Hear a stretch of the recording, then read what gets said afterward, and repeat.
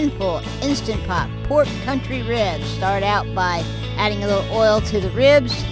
These are boneless ribs. We're going to add our Cynful barbecue seasoning. Toss that around. Get them all nice and coated. If you need to add more, you can.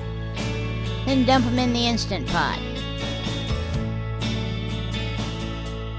We're going to add our chicken broth, about 2 cups.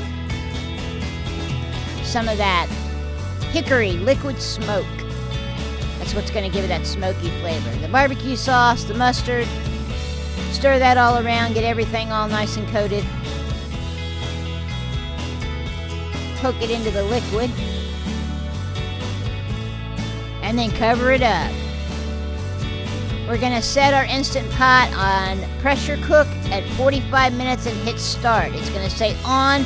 Once it gets to pressure, it will go to countdown. We're going to let it naturally vent and then open it up.